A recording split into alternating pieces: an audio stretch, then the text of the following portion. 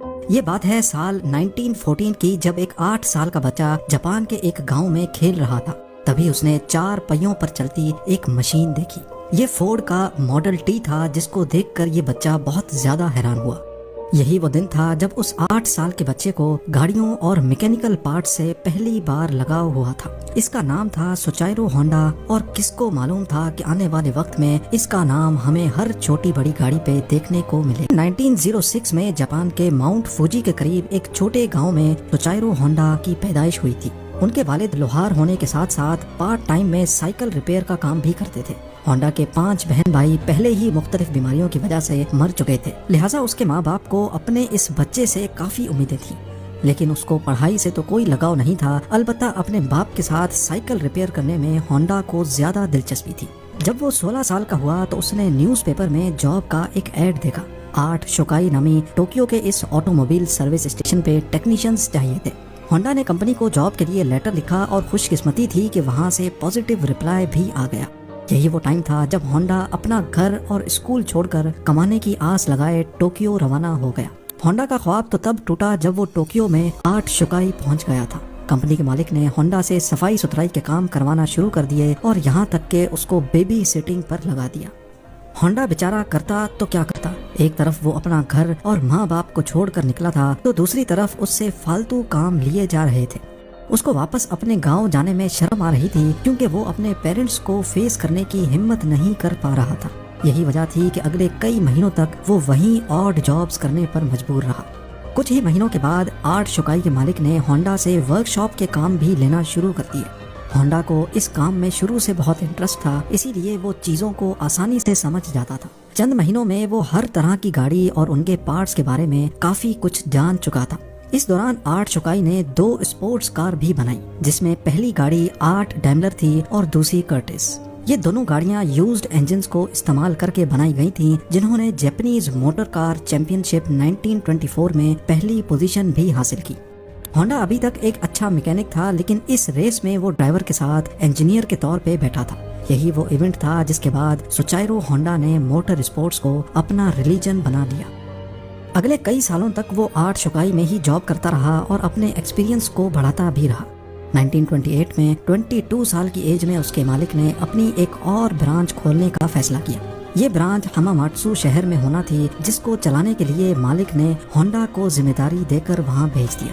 Honda نے 8 شوکائی کی اس نئی برانچ کو 1 ورکر سے شروع کیا تھا اور صرف 2 ہی سالوں میں 30 ورکرز تک پہنچا دیا۔ وہ اب ایک بریلینٹ میکینک اور ریسنگ ڈرائیور بھی بن چکا تھا۔ اس نے اپنی مہارت کا فائدہ اٹھاتے ہوئے اپنے مالک کے لیے ایک اسپورٹس کار ڈیزائن کی۔ یہ گاڑی 120 کلومیٹر پر آور کی اسپیڈ سے چل سکتی تھی، جس نے پرانے سارے ریکارڈ توڑ دیے تھے۔ یہ ریکارڈ اگلے 20 سالوں تک جاپان کا ہائیسٹ ریکارڈ بنا رہا۔ 8 شوکائی کے مالک کے دل میں ہونڈا کی اہمیت مزید بڑھ چکی تھی۔ وہ اپنا خود کا ورک شاپ کھولنا چاہتا تھا، لیکن شاید قسمت کو یہ منظور نہیں تھا۔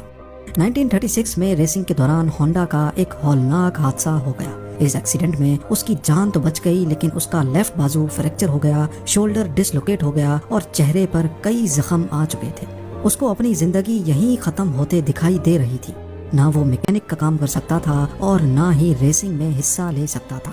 کئی مہینوں کے بعد وہ جب دوبارہ ٹھیک ہوا تو اس نے 8 شوکائی کے مالک سے ریکویسٹ کی کہ وہ اب یہ ریپیئرنگ کا کام نہیں کر سکتا، بلکہ اس نے آئیڈیا پیش کیا کہ کیوں نہ وہ اب اسپیئر پارٹس بنانے کے لیے ایک الگ کمپنی شروع کرے۔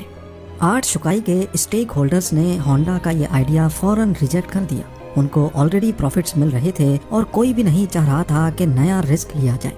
اسی پر ہونڈا نے ڈیسائیڈ کیا کہ پارٹس مینوفیکچرنگ کی کمپنی وہ اکیلے ہی کھولے گا۔ 1936 میں 30 سال کی عمر میں اس نے اپنے دوست کے ساتھ مل کر ٹوکائی سیکی ہیوی انڈسٹری کھولی اور اپنے دوست سچائرو کاٹو کو اس کا پریزیڈنٹ بنا دیا۔ کمپنی تو وہ کھول چکے تھے، پر ہونڈا کے پاس اس کو چلانے کے لیے کوئی انویسٹمنٹ نہیں تھی۔ وہ دن بھر 8 شوکائی کے لیے کام کرتا تھا، جبکہ رات میں اپنی نئی کمپنی کے لیے خود انجن پسٹن بنانے کی کوشش کرتا تھا۔ اگلے کئی مہینوں تک وہ اسی روٹین پہ چلتا رہا، لیکن اس کو کوئی کامیابی نہ مل سکی۔ الٹا وہ لگاتار شفٹیں لگا کر کمزور ہو چکا تھا۔ ایک کے بعد ایک ناکامی اس کا راستہ روکے بیٹھی تھی۔ تبھی اس نے میٹلرجی میں مہارت حاصل کرنے کے لیے ایک یونیورسٹی میں ایڈمیشن لے لیا۔ 1939 میں 3 سالوں کی لگاتار محنت کرنے کے بعد وہ آخر کار ایک پسٹن بنانے میں کامیاب ہو ہی گیا۔ اب اس نے آرٹ شکائی سے جاب چھوڑ دی اور فل ٹائم پسٹن بنانے میں لگ گیا، پر اس کو یہ معلوم ہی نہیں تھا کہ اس کے بنائے ہوئے پسٹن میں ابھی بھی کئی فالٹس موجود ہیں۔ اس نے ٹوئٹا کمپنی کو اپنے پسٹن آفر کیے تو ٹوئٹا نے 50 میں سے 47 ڈیزائنز ریجیکٹ کر دیے۔ یہ خبر ہونڈا پر بجلی بن کر گری کیونکہ اس کے پاس اب واپسی کا بھی کوئی راستہ نہیں تھا۔ اس نے مختلف کمپنیز کی ریکوائرمنٹس کو سمجھنے کے لیے پورے جاپان کے دورے لگانا شروع کر دیے، الگ الگ فیکٹریز میں گیا، کار مینوفیکچرر سے ملا۔ اگلے کئی سال اس نے مارکیٹ کو سمجھنے میں لگا دیے اور اس کے بعد ہونڈا نے ایک بار پھر سے پسٹن بنائے۔ اس بار یہ پسٹن ساری کمپنیز کے کوالٹی کنٹرول پاس کر چکے تھے۔ اس کو دھڑا دھڑ آرڈرز ملنا شروع ہو گئے اور ایک بار پھر سے ہونڈا کو اپنے خواب پورے ہوتے دکھائی دیے۔ آرڈرز کو پورا کرنے کے لیے اس کی کمپنی نے 2000 ورکرز کو بھی ہائر کر لیا۔ ہونڈا کی یہ خوشی صرف چند مہینوں کی مہمان تھی، یہ کس کو معلوم تھا۔ 1941 میں جاپان ورلڈ وار 2 میں کود گیا اور منسٹری نے کئی جاپانیز کمپنی کو اپنے کنٹرول میں لے لیا، جس میں ایک کمپنی سوچائرو ہونڈا کی بھی تھی۔ ہونڈا کو ڈاؤن گریڈ کر کے اسی کی کمپنی کا سینئر مینیجنگ ڈائریکٹر بنا دیا گیا اور چیزیں تب مزید خراب ہو گئیں جب کمپنی کے ورکرز کو ملٹری سروس میں لگا دیا گیا۔ اگلے 3 سال انتہائی مشکل حالت میں گزرے، لیکن 1944 میں ایک واقعہ ہوا جس نے ہونڈا کی امیدوں پر پوری طرح سے پانی پھیر دیا۔ ایئر ریڈ کے دوران ایک میزائل سیدھا ہونڈا کی فیکٹری پہ آ لگا۔ پورے ملک کے حالات بد سے بدتر ہوتے جا رہے تھے، جاپان جنگ ہارتا ہوا دکھائی دے رہا تھا۔ پھر 1945 میں 2 نیوکلیئر اٹیکس ہوئے جس نے جاپان کی سرے سے کمر ہی توڑ ڈالی۔ اس واقعے کے بعد جاپان نے امریکنز کے سامنے سرنڈر کر لیا۔ جنگ تو اب ختم ہو چکی تھی، لیکن ہونڈا اپنا سب کچھ کھو بیٹھا تھا۔ اس نے اپنے بچے کچے ایسٹس ٹوئٹا کو 4,50,000 ین میں بیچے اور ایک بار پھر سے جاب لیس ہو کر بیٹھ گیا۔ یہ حالت صرف ہونڈا کے ساتھ ہی نہیں تھی، بلکہ پورا جاپان بہت برے کرائسس سے گزر رہا تھا۔ اکنامی میلٹ ہو رہی تھی، کھانا پانی کی شدید قلت اور مہنگائی نے سب کی کمر توڑ رکھی تھی۔ پبلک ٹرانسپورٹ کا ملنا انتہائی مشکل تھا کیونکہ جاپان میں پیٹرول بھی نایاب ہو چکا تھا۔ اسی دوران ہونڈا کو جاپانیز امپیریل آرمی کا ایک چھوٹا انجن ملا جس سے وہ وائرلیس ریڈیو چلایا کرتے تھے۔ اپنی عادت سے مجبور اسے ایک آئیڈیا آیا۔ اس نے سوچا کہ کیوں نہ اس انجن کو ایک سائیکل میں لگا کر اپنی ٹرانسپورٹ کا مسئلہ حل کیا جائے۔ اس سے ٹرانسپورٹ آسان بھی ہو جائے گی اور سستی بھی پڑے گی۔ کیونکہ اس دور میں لوگ پہلے ہی مہنگائی سے بہت پریشان تھے، تو جب انہوں نے یہی انجن ایک سائیکل پہ لگا دیکھا تو سب کو یہ آئیڈیا بہت اچھا لگا۔ چند یوزڈ انجنز تو ہونڈا کو مل گئے، لیکن لوگوں کی ڈیمانڈ اتنی زیادہ تھی کہ اب ہونڈا نے خود کا نیا انجن ڈیزائن کر لیا۔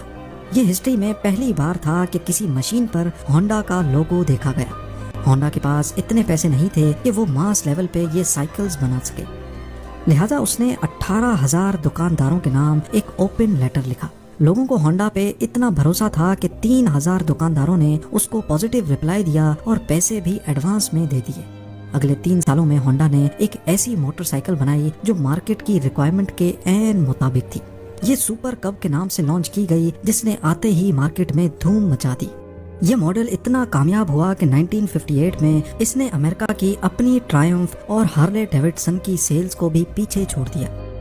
کیونکہ ہونڈا کو ریسنگ کا بہت شوق تو تھا ہی، اسی لیے اس نے اب اسپورٹس بائک بنانے کا فیصلہ کیا۔ وہ مختلف بائک ریسز میں جاتا اور جیتنے والی بائکس کے خاص فیچرز نوٹ ڈاؤن کرتا جاتا۔ اس دور میں ایسے اسپورٹس کمپٹیشن ریس سے بڑھ کر مینوفیکچرنگ کمپنیز کے لیے مارکیٹنگ کا ٹول ہوا کرتے تھے۔ چند سالوں میں ہونڈا کی پہلی اسپورٹس بائک لانچ کی گئی جس نے 1962 انٹرنیشنل ریسنگ کمپٹیشن میں پہلی پوزیشن حاصل کی۔ اس ریس نے ہونڈا کا نام پوری دنیا میں فیمس کر دیا۔ 1960s میں ہونڈا دنیا کی سب سے بڑی موٹر سائیکل مینوفیکچرنگ کمپنی بن چکی تھی اور 1968 تک یہ 1 کروڑ یونٹس سیل کر چکے تھے۔ اپنی زندگی کے 62 ایئرز گزارنے کے بعد آخر کار سوچائرو ہونڈا کو کامیابی تو مل چکی تھی، لیکن جو خواب وہ بچپن سے ہی لیے بیٹھا تھا وہ ابھی تک پورا نہیں ہو پایا تھا۔ ہونڈا اب کار مینوفیکچرنگ کی طرف بھی جانا چاہتا تھا۔ کئی لوگوں نے ان کو ایسا کرنے سے منع بھی کیا، لیکن انہوں نے کسی کی ایک نہ سنی۔ اس وقت جاپان میں آلریڈی ٹوئٹا اور نسان جیسی کمپنیز اپنا بزنس جمائے بیٹھی تھی۔ وہاں مارکیٹ میں اپنی نئی جگہ بنانا کافی مشکل تھا۔ ہونڈا نے اپنی پہلی پک اپ ٹرک T360 لانچ کی جو کہ فیل ہو گئی۔ اس کے بعد اسپورٹس کار S500 لانچ کی جس کے صرف 1300 یونٹس ہی بک پائے۔ کئی سالوں کی محنت اور کئی درجن ڈیزائنز ریجیکٹ ہونے کے بعد فائنلی 1972 میں ہونڈا سیوک لانچ کی گئی۔ یہ وہ گاڑی ہے جس کے نئے ماڈلز آج تک پوری دنیا میں فیمس ہیں۔ 1980s میں ہونڈا موٹرز جاپان کی تیسری بڑی مینوفیکچرنگ کمپنی تھی اور صرف 10 سالوں میں ہی یہ دنیا کی تیسری بڑی ہو گئی۔